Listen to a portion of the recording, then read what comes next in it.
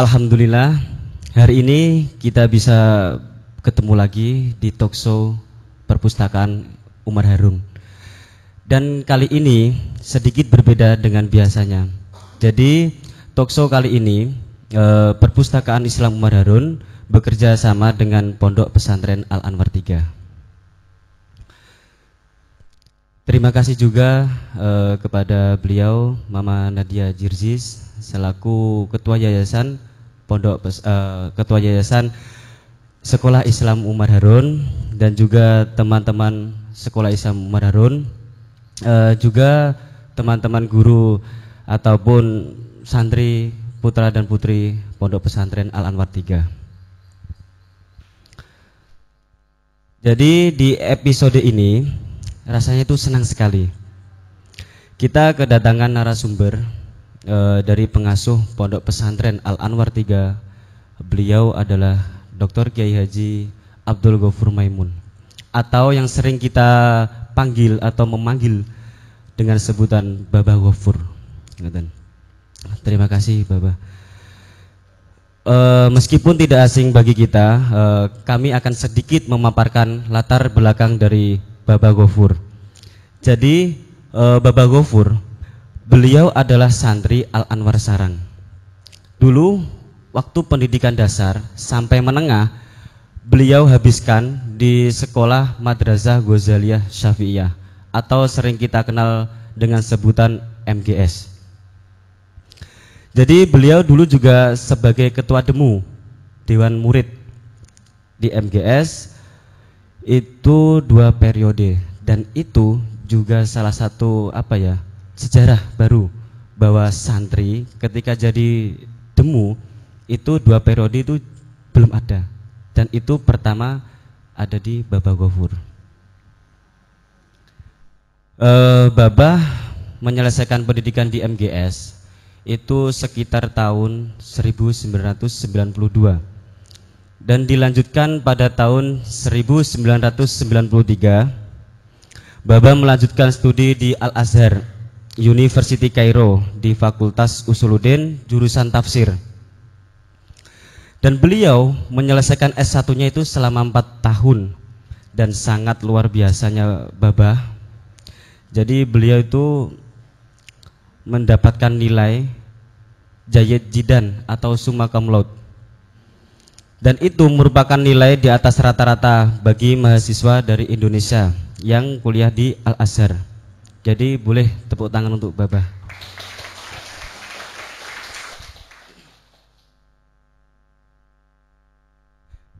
Rasanya seru banget. Kita akan mengobrol seputar Hari Santri dengan narasumber santri yang sangat luar biasa yang telah hadir di tengah-tengah kita. Jadi obrolan hari ini dengan tema apa peran santri di masa pandemi ini. Jadi kami kemarin tuh sudah menampung pertanyaan-pertanyaan dari teman-teman guru di Umar Harun dan juga teman-teman santri yang ada di Pondok Pesantren Al Anwar 3 untuk menyampaikan pertanyaan terkait tema yang telah kami sebutkan tadi. Baba, alhamdulillah banyak banget yang nitip pertanyaan terkait Hari Santri ini. Untuk pertanyaan pertama, santri itu sebenarnya siapa? Apakah hanya yang mondok yang dinamakan santri? Terus apa yang bisa dilakukan santri di masa pandemi ini? Monggo Bapak. Bismillahirrahmanirrahim. Assalamualaikum warahmatullahi wabarakatuh.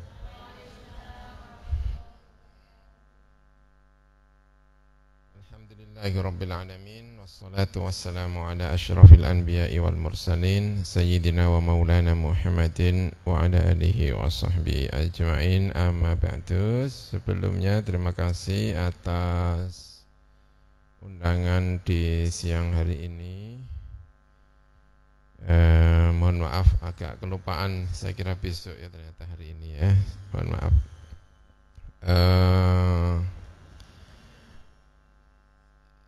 bertanya tentang santri tadi ya, sebenarnya saya mohon maaf.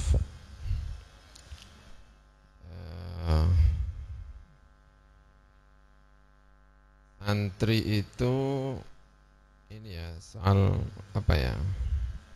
Dari bahasa itu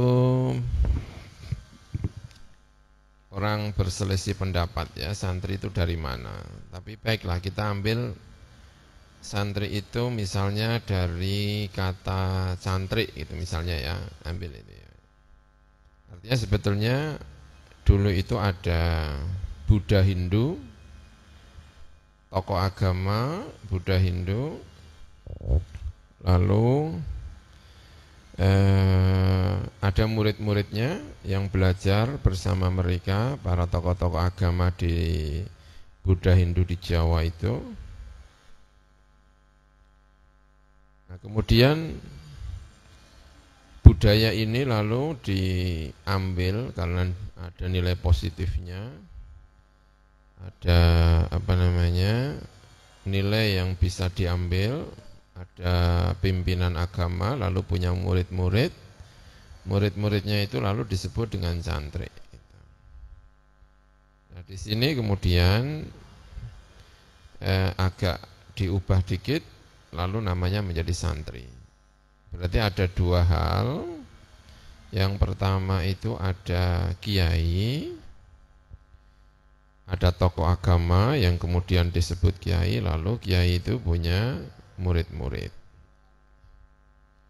Itu aja sebetulnya apa namanya pedoman tentang santri itu. Pokoknya ya di sana ada kiai, lalu ada santri-santri, ada murid-muridnya ikut bersama kiai. Ikut itu bukan berarti harus satu asrama ya, yang penting ikut. Maka hubungan antara kiai dengan muridnya inilah hubungan guru dengan murid ini lalu disebut sebagai santri. Ya. Nah, perkembangannya ya kemudian ada Sunan Ngampel. Ya. Sunan Ngampel itu menurut satu versi sejarah itu dulunya berdakwah melalui negara. Karena Sunan Ngampel itu bagian dari kerajaan Majapahit. Jadi berdakwah melalui pemerintahan. Tapi tampaknya dakwah model seperti ini kurang banyak berhasil. Pengikutnya tidak terlalu banyak. Lalu berubah strateginya, bahwa dakwah ini tampaknya akan lebih berhasil kalau melalui jalur-jalur pendidikan. Karena itulah kemudian Sunan Ngampel pindah, dulu katanya di Porong, sebelum pindah ke Ngampel. Di Porong itu katanya masih statusnya sebagai bagian dari pemerintahan, lalu pindah ke Ngampel. Nah, di Ngampel ini lalu mendirikan pondok pesantren. Hampir para pendakwah-pendakwah Islam di Jawa ini adalah kala itu ya lulusan atau punya kaitan dengan pesantren di Ngampel Dintang. Nah, dari sini kemudian ada citra bahwa yang namanya santri itu adalah identik dengan pesantren. Tapi sebetulnya itu kayaknya perkembangan ya, karena santri itu sendiri pada asal mulanya adalah muridnya kiai, tidak harus satu asrama. Tapi kemudian karena ada Ngampel itu, lalu santri itu identik dengan mereka yang mondok, gitu ya. Nah, kemudian ada Sunan Kalijogo. Sunan Kalijogo ini muridnya Sunan Bonang. Sunan Bonang muridnya Sunan Ngampel. Artinya kalau itu disebut muridnya Sunan Ngampel itu sebenarnya tidak persis, tapi itu cucu murid. Karena Sunan Kalijogo itu muridnya Sunan Bonang putra dari Sunan Ngampel, gitu ya. Nah, Sunan Kalijogo ini mengubah kembali citra santri itu tidak hanya di pondok pesantren, karena Sunan Bonang itu sunan yang pekerjaannya jalan-jalan. Banyak sekali peninggalan-peninggalan Sunan Kalijogo karena memang pekerjaannya itu walaupun rumahnya itu di Kadilangu di Demak, tempat di mana beliau disemayamkan dikebumikan, itu pekerjaannya itu jalan-jalan, berkeliling, berdakwah, melahirkan santri-santri. Jadi Sunan Kalijogo itu keliling-keliling mengislamkan sebegitu banyak pulau Jawa. Itu diantaranya yang paling punya pengaruh besar itu Sunan Kalijogo. Karena beliau itu melakukan perjalanan itu berkeliling itu tadi. Gitu ya. Tapi tentu Islam yang dikembangkan oleh Sunan Kalijogo, karena Sunan Kalijogo itu yang penting Islam dulu ya. Yang penting Islam dululah. Tapi tidak benar-benar menjiwai Islam seperti murid-muridnya Sunan Ngampel. Ya ini agak cerita aja ya. Kalau Sunan Ngampel murid-muridnya itu memang benar-benar pendakwah, memang benar-benar santri, benar-benar santri seperti yang dikenal sekarang ini. Nah, kalau muridnya, saya menduga murid-muridnya Sunan Kalijogo itu banyak yang benar-benar santri, ya. Tapi juga banyak yang penting Islam lah, gitu. Yang penting dia Islam. Tapi jasanya Sunan Kalijogo, Islam itu bisa dipeluk mayoritas Pulau Jawa. Maka ada istilah Islam pedalaman yang ada di sana itu. Ada istilah Islam yang ada di pesisir. Kalau pesisir ini memang murid-muridnya banyak murid-muridnya Sunan Ngampel itu tadi. Sehingga Islamnya itu kuat sekali. Tapi kalau Islam yang ada di pedalaman ini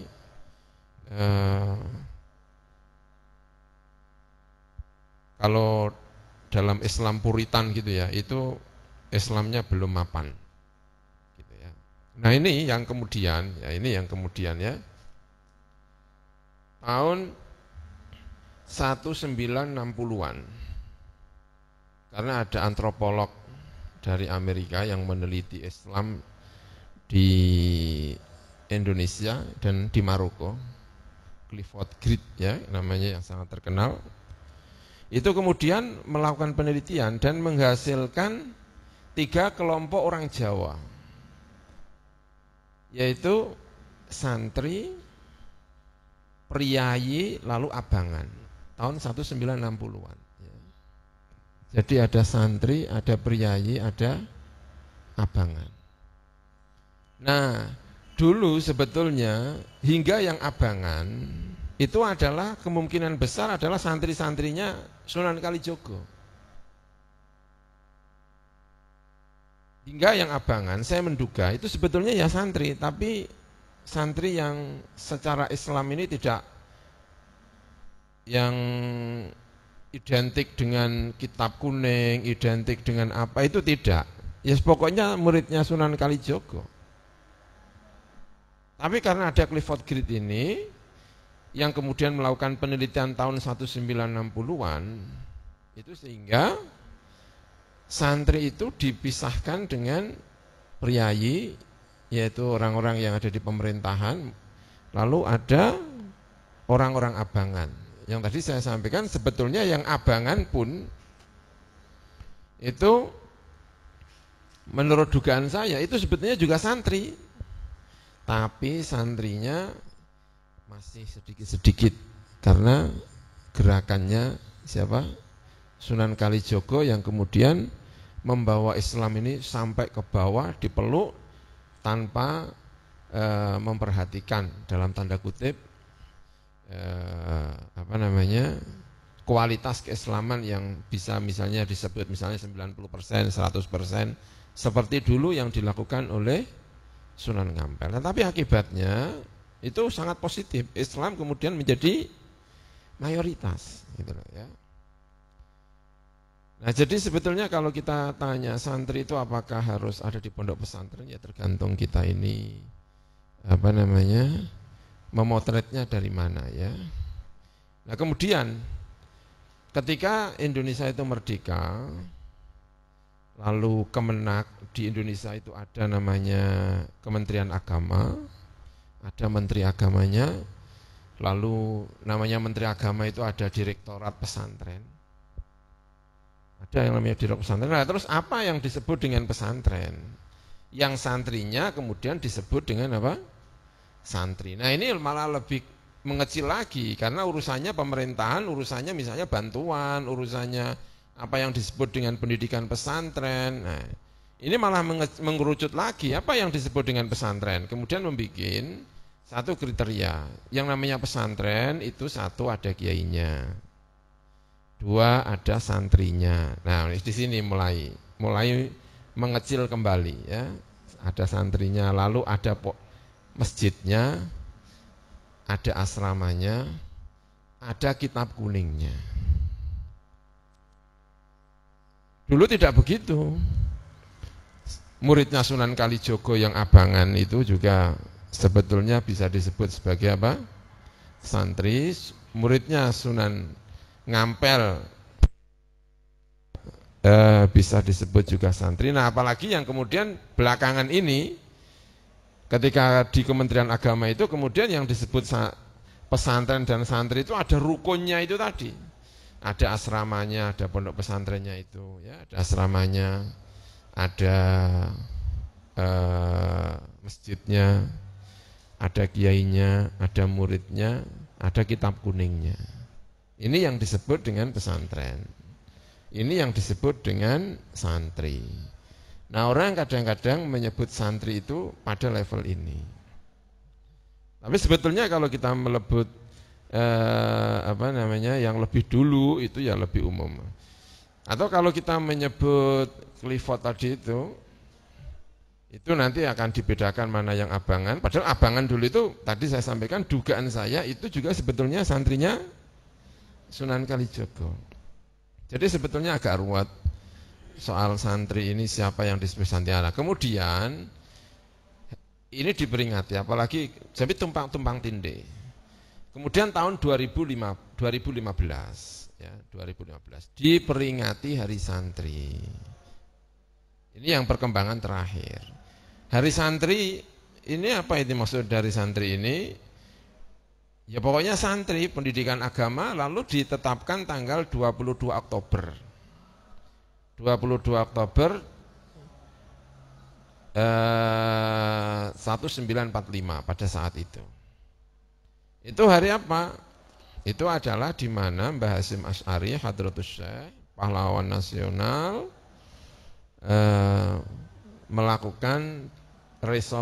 menyampaikan resolusi jihad untuk melawan Belanda, untuk melawan Inggris yang turun di Surabaya untuk merebut Indonesia kembali dari tangan Jepang.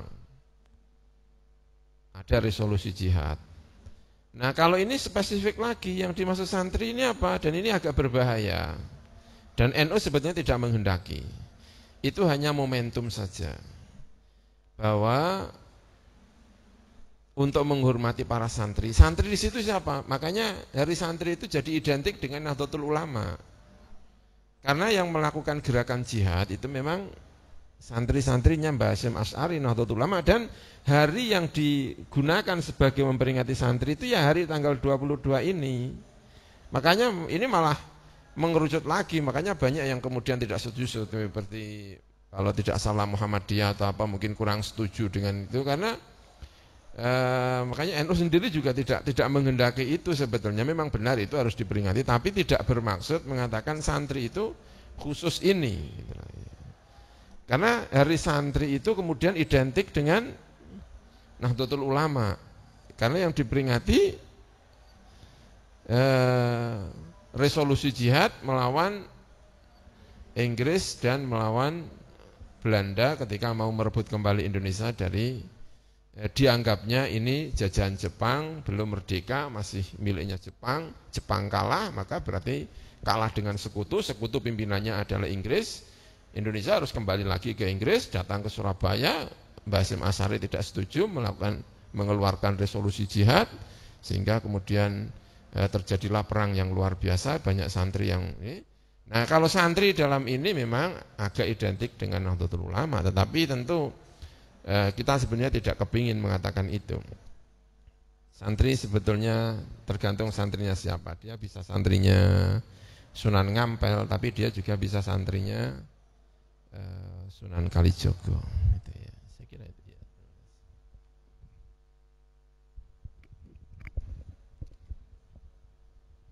Terima kasih Bapak. Jadi tadi itulah jawaban dari Bapak.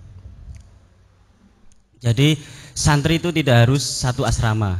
Jadi dulu itu ada santrinya Sunan Ampel, terus juga ada santrinya Sunan Kalijogo, dan juga ada santrinya Sunan Bonang, itu juga dinamakan santri. Terus begini, Bah, kita kan semakin kesini semakin modern, teruntuk dalam lembaga pendidikan. Terus apakah yang di lembaga pendidikan seperti di sekolah Isam Umar Harun, anak-anak sekolah di situ itu juga apakah bisa dinamakan santri? Begitu. Ya, tentu kalau melihat sejarahnya ya, dari sudut dulu ketika Sunan Ngampel ya, dari sudut Sunan Kalijogo, ya, pendidikan keagamaan, lalu di sana ada kiainya, muridnya kiai, ya itu berarti ya sudah bagian dari santri tentu saja. Ya kita sah-sah saja menyebut itu sebagai santri dengan kriteria seperti tadi itu. Siapa namanya? Sunan Kalijogo yang pekerjaannya jalan-jalan lalu mendakwahkan, mengajak orang masuk Islam, dan perasaan orang-orang yang didakwahi itu meski mereka tidak hidup di pesantren tetap merasa bahwa dirinya adalah santri dari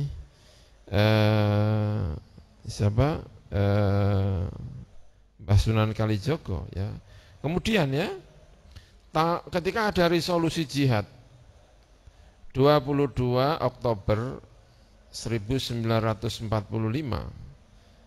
yang mati itu luar biasa banyak sekali. Wong isinya itu kalau tidak salah 100 km atau 80 km gitu ya, saya kurang ingat-ingat lupa itu. Dari Surabaya hukumnya fardu ain untuk melaksanakan jihad. Nah, siapapun yang ikut jihad meski tidak pernah mengaji di pesantren, yang penting merasa menjadi muridnya Mbah Hasyim Asy'ari, terpanggil dengan resolusi jihad itu, yaitu dianggap sebagai santrinya Mbah Hasyim.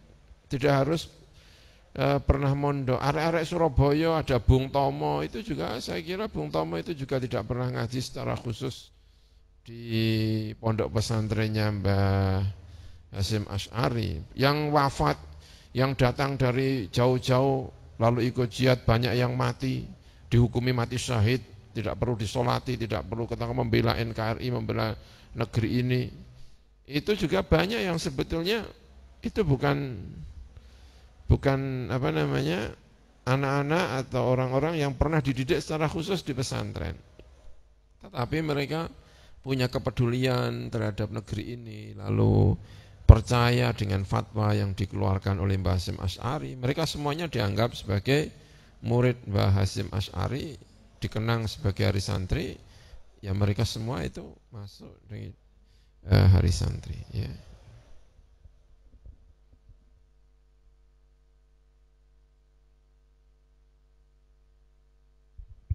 Terima kasih, Bapak. Terus apa yang bisa dilakukan santri di masa pandemi ini, Pak? Baik ya. Ada ungkapan seperti ini ya. Saya punya kenalan namanya Dr. Usama, orang Jordania. Dulu saya pernah ke Jordania beberapa hari lalu bertemu dengan Dr. Usama. Dia salah satu ucapannya menyampaikan itu begini. Lam yakun umruka kulluhu rabi'an. Kata dia itu begitu ya. Umurmu itu tidak selamanya musim semi.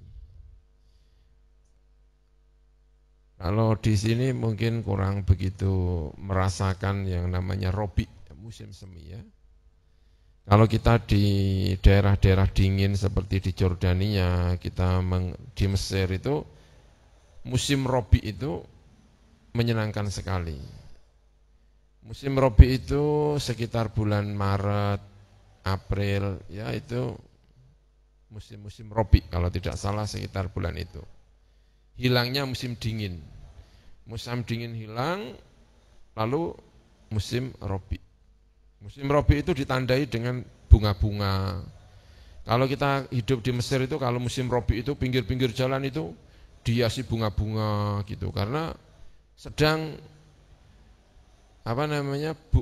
tumbuh-tumbuhan itu sedang subur-suburnya itu musim robi. Kalau musim dingin Desember, Januari, lalu masuk Februari, musim-musim dingin itu pohon-pohon itu daunnya itu rontok semuanya. Itu kayak pohon di sampingnya Bu Herni itu kan. Sekarang kan rontok semuanya. Itu kalau musim dingin itu tanaman itu kayak gitu semuanya. Bunga-bunga pada mati semuanya, pada enggak ada yang. Tapi kalau musim semi, musim robi itu mekar semuanya. Kota itu banyak bunga-bunga. Menyenangkan sekali kalau musim robi itu. Udaranya juga enak. Nah, kita itu harus ngerti bahwa umur kita itu tidak selamanya robi. Umur kita itu kadang-kadang musim semi, kadang-kadang musim dingin ya, kadang-kadang musim gugur, kadang-kadang musim panas. Lalu datang umur kita juga begitu. Hidup kita itu tidak selamanya robi. Hidup kita itu ya naik turun gitu.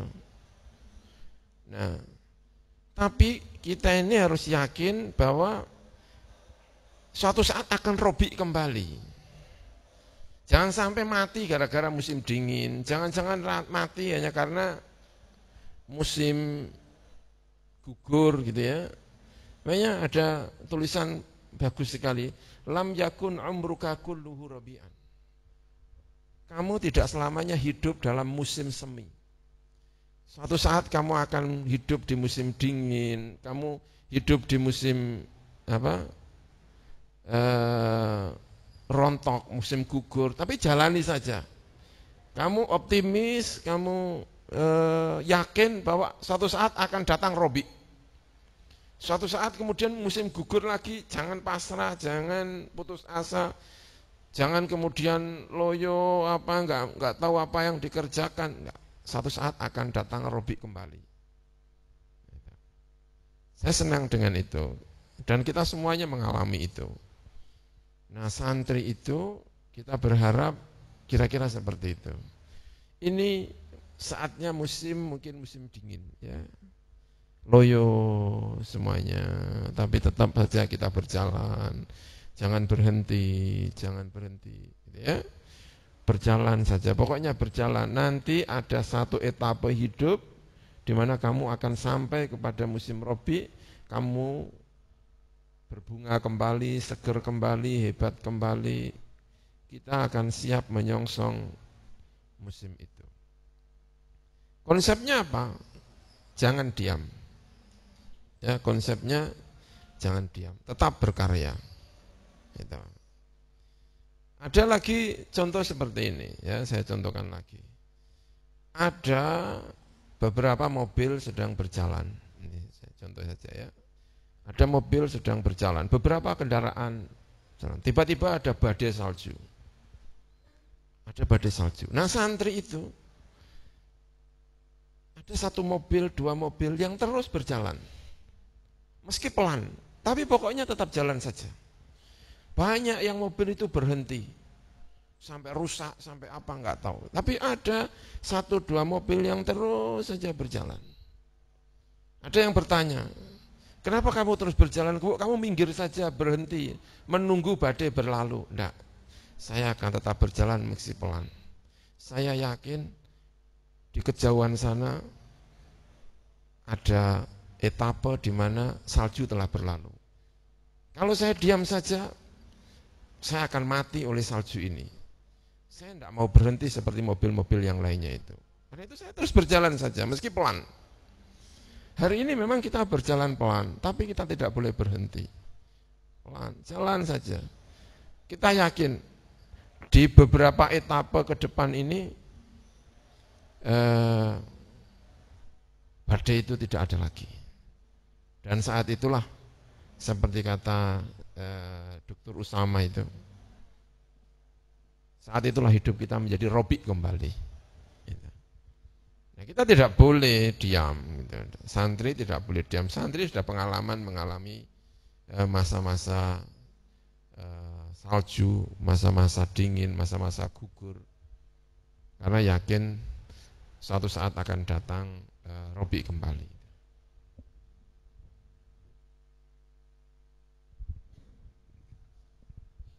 Baik, pertanyaan selanjutnya. Jadi santri itu kan juga identik dengan hikmah. Hikmah itu sebenarnya apa? Terus apakah di saat kita niat hikmah itu juga termasuk motivasi eksternal?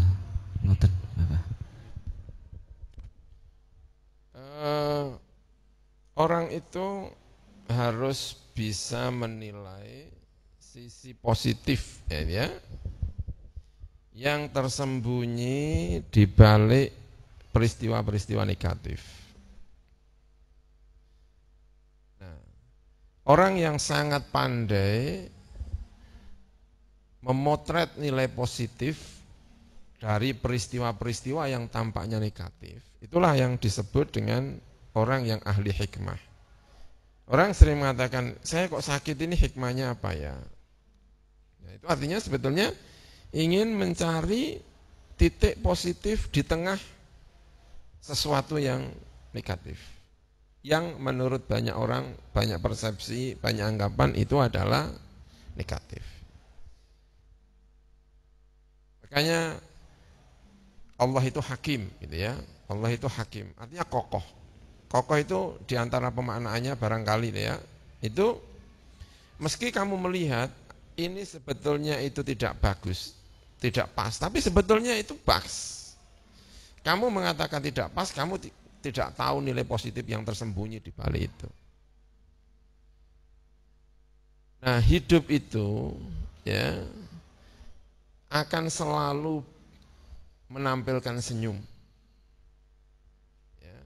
Meski di tengah situasi yang tidak menyenangkan.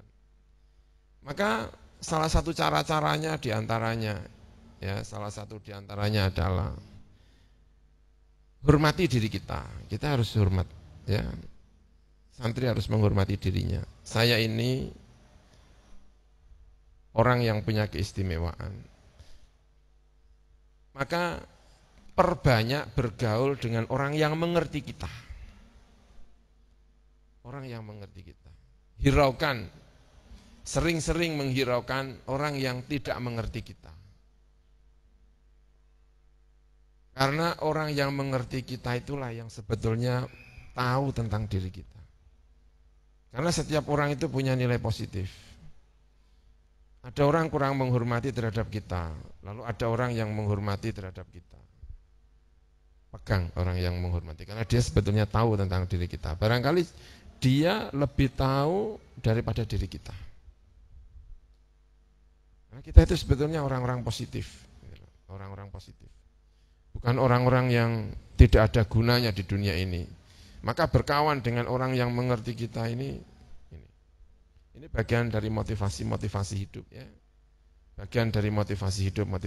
Nah, kita sebetulnya berharap, kita yakin bahwa karena kita santri, bahwa kita ini sebetulnya memiliki nilai-nilai positif yang luar biasa dalam diri kita.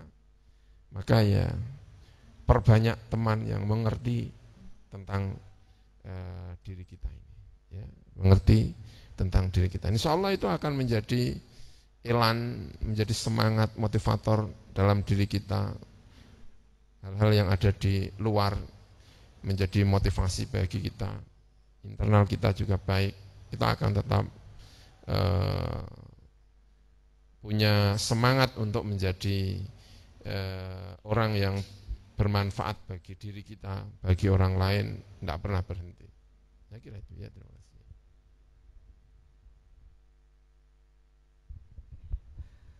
Baik, pertanyaan selanjutnya,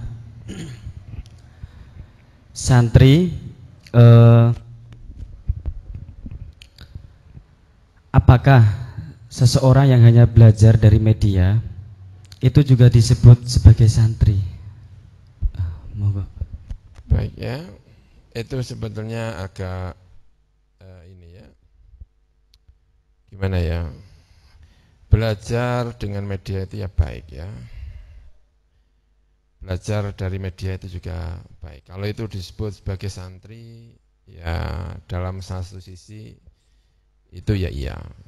Artinya dia misalnya belajar kepada saya misalnya melalui YouTube misalnya, ya itu sesuatu yang baik ya. Tetapi tetap saja ada nilai-nilai kurangnya ya. Tetap aja itu nilainya ada nilai-nilai kurangnya ya.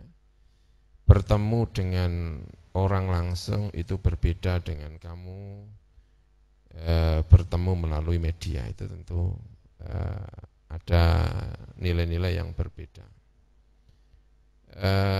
Ketemu langsung itu bukan lagi katanya. Misalnya saya contohkan ya kayak begini ya.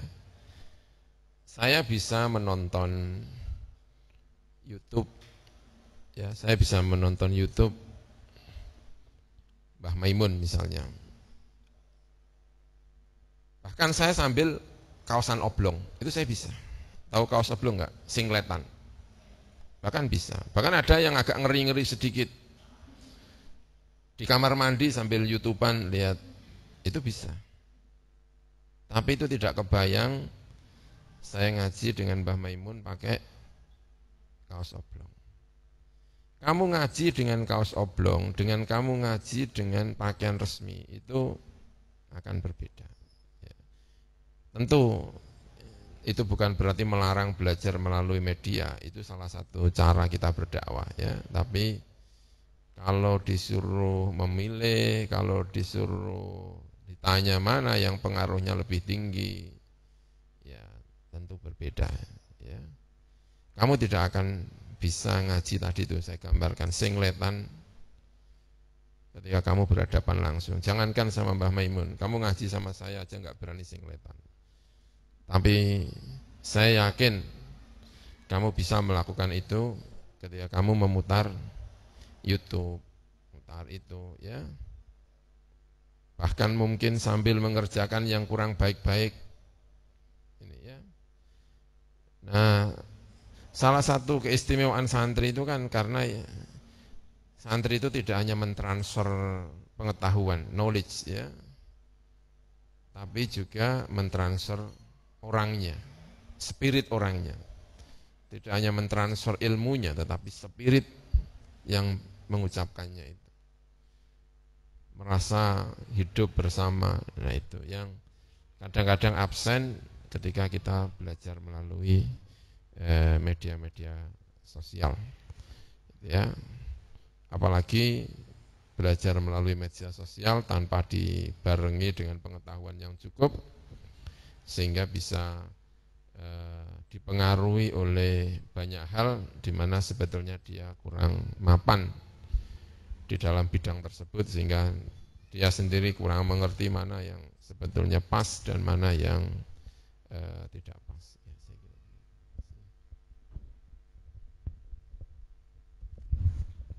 Baik, pertanyaan selanjutnya, bagaimana caranya kita sebagai santri bisa berkontribusi untuk negeri dengan tetap bisa menyesuaikan diri dengan setiap kondisi dan mempertahankan nilai-nilai santri? Baik ya. Ini tadi ya saya sampaikan, kita ini harus bangga dengan diri kita ya, bangga. Kita harus percaya diri pada diri kita bahwa kita itu orang baik, bahwa kita itu benar, bahwa kita itu di jalan yang lurus ya. Kita harus percaya itulah, kita itu ya, cinta terhadap diri sendiri gitu. Oke. Nah, sekarang ketika kita sudah percaya dengan diri kita ya, kita bisa berkontribusi dimanapun. Kita bisa melakukan pengaruh-pengaruh positif dimanapun. Itu harapannya itu seperti itu. Saya contohkan ya, begini saya contohkan ya. Ketika ada orang tidak baik, lalu bergaul dengan orang baik, dia itu takut enggak ya dipengaruhi dengan orang baik itu? Preman datang ke, ada sekawanan santri lalu biar berkawan dengan preman. Premannya itu sebetulnya ada ketakutan enggak kalau dipengaruhi oleh santri gitu ya. Seringkali mereka tidak takut dipengaruhi. Bahkan perasaannya nanti pasti dia yang ikut saya pengaruhi gitu. Berarti itu artinya premannya itu pede. Preman yang pede itu. Nah, ketika ada preman yang pede seperti ini, aneh sekali. Ada preman sepede itu kok santrinya tidak pede, itu kan aneh ya. Kenapa, apa yang menjadikan ini? Akibatnya karena kita ini selalu ditakut-takuti, selalu di ini, itu akibatnya justru yang punya kepedean itu ini. Anak pang. Kenapa sih anak pang itu begitu masifnya? Karena mereka pede. Menjadi anak pang itu pede. Dia bisa merekrut, bahkan merekrut santri-santri kita. Saya pernah dikeluhi oleh wali santri. Anak saya Gus, Masya Allah Gus, saya tidak sadar ternyata sudah dipengaruhi oleh anak-anak pang. Nah, kenapa santri-santri yang sudah pada tingkatan-tingkatan yang sudah cukup dewasa sebagai santri, kenapa masih saja punya rasa takut, dipengaruhi, tidak pede menjadi santri? Tentu kita perlu menyesuaikan diri ya. Itu tentu kita perlu menyesuaikan diri dengan situasi, kita menyesuaikan sepanjang itu tidak bertentangan dengan hal-hal yang kaitannya dengan syariah. Gini ya, saya gambarkan ini ya. Apa sih yang dimaksud dengan pembaharuan? Mungkin biar mengerti letak persoalannya ada di mana. Kita ini dari ajaran Kanjeng Nabi itu sudah 14 abad atau bahkan menjelang 15 abad. Sekarang sudah 1442. Ya, kalau tidak salah ya kan? Itu berapa abad itu? 14 abad. 15 abad berjalan. Itu kalau dihitung kali, sungai, ya, kalau itu kita hitungnya pakai sungai, ya, itu panjang sekali, wong 15 abad, panjang sekali. Mungkin Kalau sungai ujungnya itu sekarang itu berada di sarang,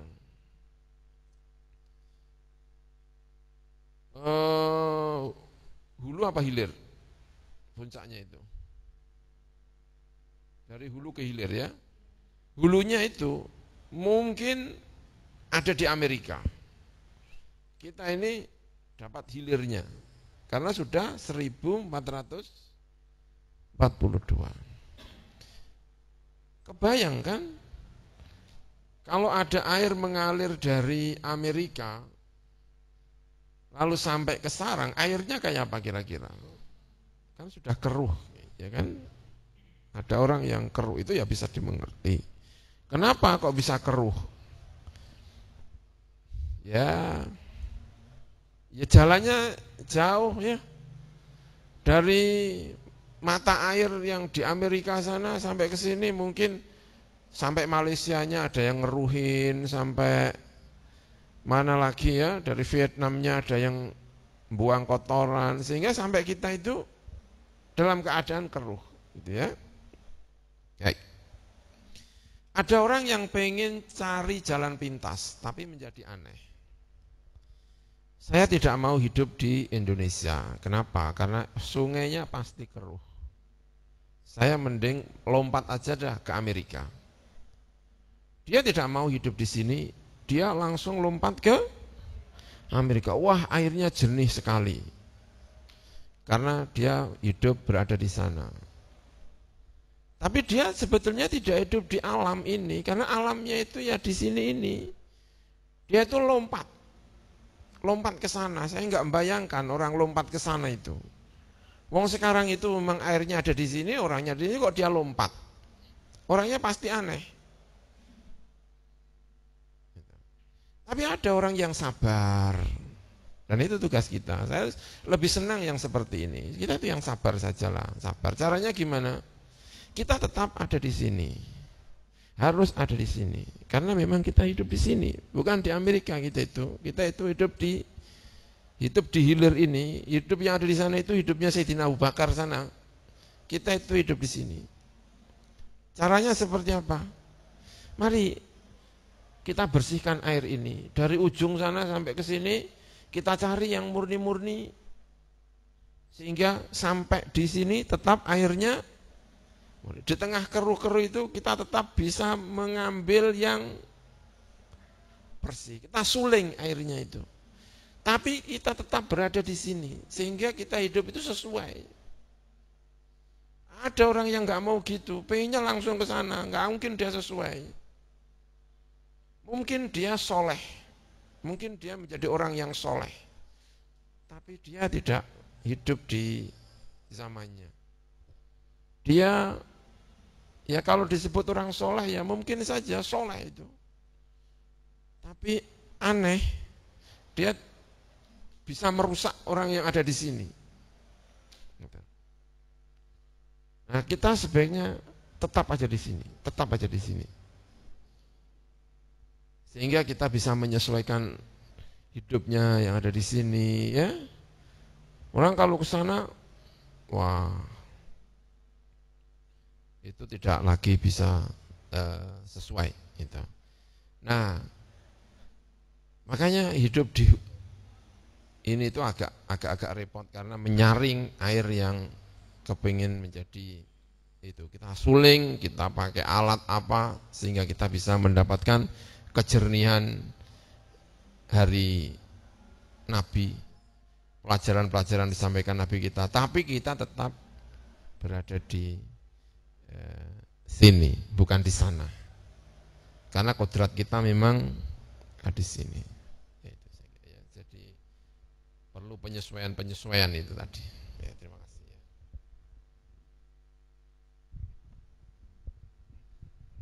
Alhamdulillah, tidak terasa ternyata sudah ke pertanyaan terakhir. Baik, pertanyaan terakhir. Jadi di tahun 2020 ini tema Hari Santri adalah Santri Sehat, Indonesia Kuat. Terus bagaimana pendapat Baba dengan tema ini? Apa yang perlu kita lakukan selanjutnya? Baik ya. Kita ini mayoritas. kita ini mayoritas. Orang tidak bisa maju sendiri, itu tidak bisa. Kita itu hanya bisa maju kalau di sekeliling kita itu juga maju. Kita itu bisa sehat kalau di sekeliling kita juga sehat. Makanya vaksin itu salah satu filsafatnya kan itu. Kami tidak ingin menvaksin semuanya. Tapi sekian persen sudah divaksin, sehat, maka yang lainnya pasti akan sehat. Karena yang lainnya itu hidup di lingkungan yang sehat. Jadi untuk sehat itu kita harus hidup di tengah orang-orang yang sehat. Indonesia itu mayoritas adalah Muslim. Ya. Mayoritas adalah Muslim. Muslim itu bagaimanapun ada yang muridnya Sunan Ngampel, ada yang muridnya Sunan Kalijogo, ada yang muridnya macam-macam, ada yang santri secara umum, lalu ada santri yang secara khusus, yang memang bergelut di bidang pendidikan agama, mengerti soal agama. Nah, yang khusus ini diharapkan mempengaruhi yang lain ini. Nah, ini bisa sehat. Indonesia itu bisa sehat. Itu kalau mayoritasnya sehat. Nah, kita kalau merasa menjadi santri yang khusus, itu harus mempengaruhi kelompok-kelompok lain yang umum ini. Ini kalau sehat, ya semuanya akan sehat. Indonesia, makanya sering sampaikan, Indonesia itu enggak akan sehat kalau santrinya itu tidak sehat. Kenapa? Karena ya mayoritasnya ya ini. Mayoritasnya itu di sini. Indonesia itu bisa diukur dengan diri kita sebetulnya, ya, bisa diukur dengan diri kita. Makanya NU itu hanya bisa maju kalau Muhammadiyahnya juga maju, kalau Persisnya juga maju. Sebaliknya, Muhammadiyah hanya bisa maju kalau NU-nya juga maju, kalau Persisnya juga maju. Makanya tidak boleh egois di dalam hal seperti ini. Tidak mungkin NU maju sendiri, enggak mungkin. Selamanya tidak mungkin. Karena yang namanya maju itu tidak bisa sendirian. Kita misalnya punya kor kebersihan terhadap sampah, kita enggak akan bisa hidup bebas sampah kalau itu hanya ditangani oleh Al-Anwar 3, Umar Harun, tidak akan bisa. Kalau kita tidak bisa mempengaruhi masyarakat di sekeliling kita, itu enggak bisa. Kita hidup sendirian. Kita ingin punya pendidikan yang baik, enggak akan bisa kalau ajaran kebaikan ini hanya kita saja yang memiliki. Itu harus disebarkan ke seluruh kelompok. Ayo seperti ini. Enggak ada bangsa yang maju hanya sekeliling itu. Enggak ada. Kalau bangsa itu maju berarti memang mayoritasnya maju. Kalau bangsa itu sehat, itu berarti mayoritasnya adalah sehat. Tadi itu loh, konsepnya vaksin itu ya. Tidak perlu menvaksin semuanya. 2/3 sudah divaksin. Maka yang 1/3 itu akan sehat dengan sendirinya. Kenapa? Karena dia hidup di lingkungan yang sehat. Gitu. Ya. Baik, itu saya kira saya ingin mengucapkan terima kasih untuk semuanya, kepada Umar Harun, kepada Pesantren Al-Anwar 3 atas undangan ini. Saya mohon maaf atas segala kekurangan. Saya kira tadi sudah sampaikan pertanyaan terakhir itu ya. Saya sampaikan terima kasih. Assalamualaikum warahmatullahi wabarakatuh.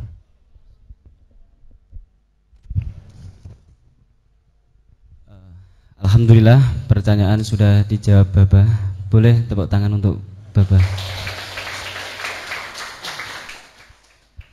Sebelum acara kami akhiri, kami minta doa terlebih dahulu untuk Bapak, untuk para santri-santri semua dan guru-guru Umar Harun. Semoga di masa pandemi ini tetap semangat dan berdaya untuk berkarya.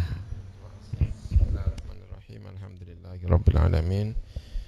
Hamdan yuwafi ni'amahu wa yukafi'u mazidah ya rabbana lakal hamdu kama yanbaghi li jalali wajhikal karim wa li'azimi sultanik. اللهم لا نحصي ثناء عليك أنت كما أثنيت على نفسك فلك الحمد ولك الشكر حتى ترضى اللهم صل وسلم وبارك على سيدنا محمد وعلى آله وصحبه وزدنا علما ورزقنا فهما اللهم إنا نسألك يا الله أن تفتح علينا فتوح العارفين اللهم وفقنا ووفق المسلمين لنجاحهم ولنجاحنا جميعا اللهم كاشف الغم مفرج الهم مجيب دعوة المضطرين إذا دعوت رحمن الدنيا والآخرة ورحمهم ارحمنا في حاجاتنا بقضائها ونجاحها رحمة تغنينا بعمل سواك ربنا هب لنا من أزواجنا وذرياتنا قرة أعين واجعلنا للمتقين إماما ربنا آتنا في الدنيا حسنة وفي الآخرة حسنة وقنا عذاب النار صلى الله على سيدنا محمد وعلى آله وصحبه وبارك وسلم الحمد لله رب العالمين بسر الفاتحة بسم الله الرحمن